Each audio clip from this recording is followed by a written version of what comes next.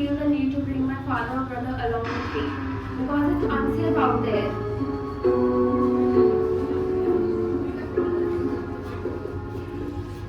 Whenever I travel alone in cab, I have to send my live location to my guardian. On my way back home, there's a liquor shop and people over there catcall me and follow me. I am a mother of a girl child, and I am always scared to send her out alone at night.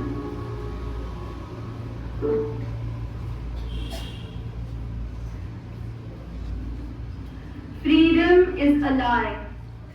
After 78 years of independence and 78 years of freedom, I'd like to ask, are we really free? If someone says that you're free to do whatever you want and you're free to wear whatever you want, I'd say it's a lie. Freedom is a lie. In our country, every 16 minutes a girl is raped. Yet the society knows well how to play the blame game. It must be the girl's fault. She must be wearing something short.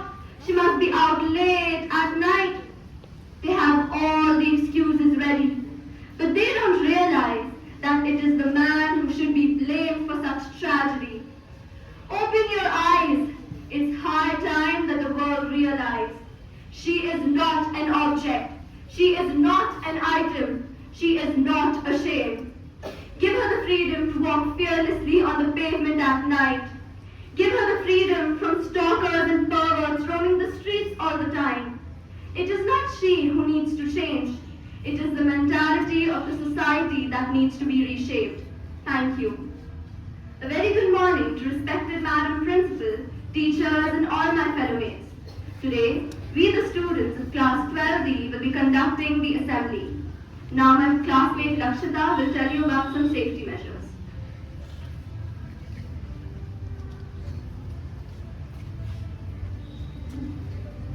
First, safety at the workplace. Ensure you know the emergency exits. Avoid staying alone in isolated areas and report any inappropriate behavior immediately. Keep your phone handy and maintain boundaries with colleagues. Second, stay aware of your surroundings. Whether you are working alone at night or in a social setting or online, staying aware of your surroundings and the people around you can help you stay safe. Third, use technology wisely. Keep your phone charged, install safety apps and avoid sharing too much personal information online. Your phone can be a useful and powerful tool for staying safe. Now we will demonstrate the remaining safety tips through a short sketch.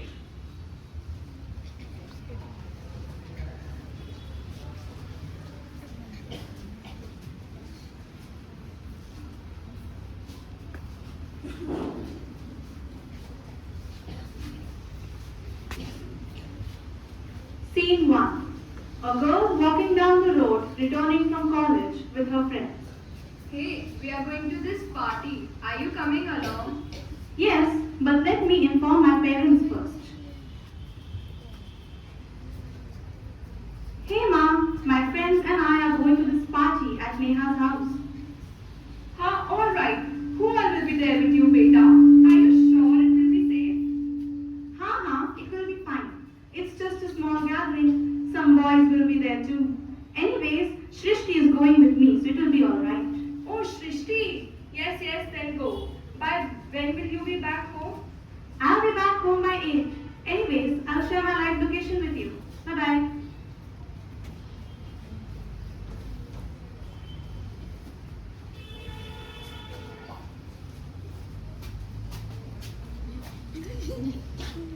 Scene 2.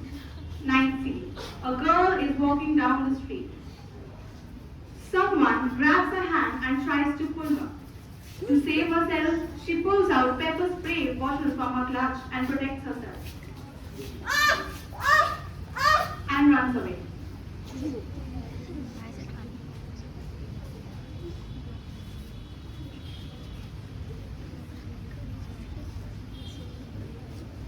There are several apps which can enhance your safety, which includes 112 India for quick emergency access. Safety pins for crowdsourced safety ratings.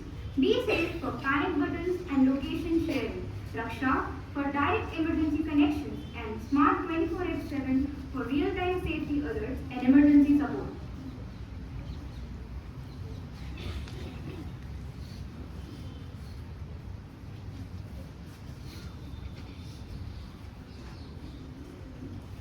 Now, we will demonstrate a few self-defense tricks to protect yourself in certain situations. Scene 1.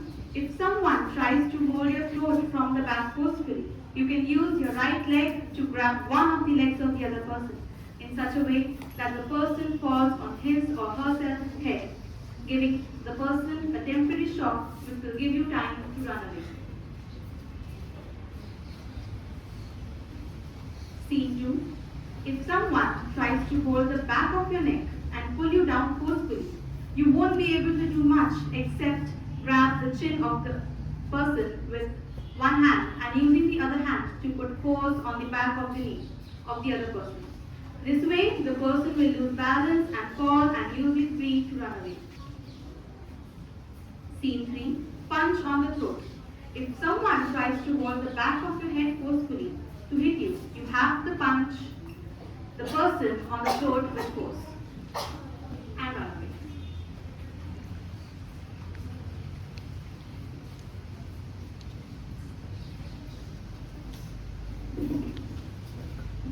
To conclude this assembly, we stand here today, 78 years after the birth of our nation's independence, reflecting on what freedom truly means.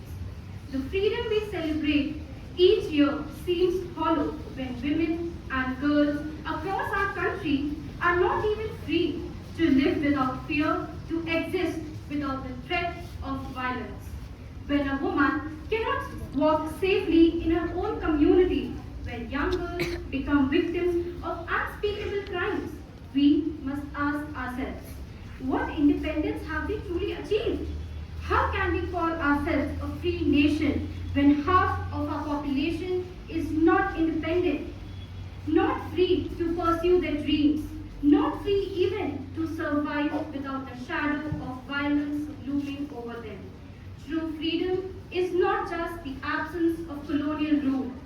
It is the presence of justice, dignity, and safety for every individual, regardless of gender.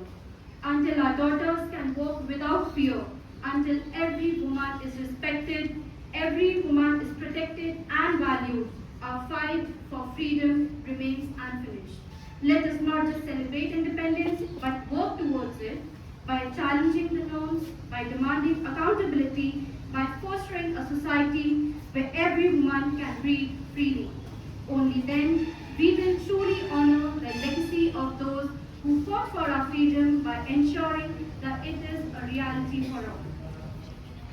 Now we will pay tribute to all the victims through a dance.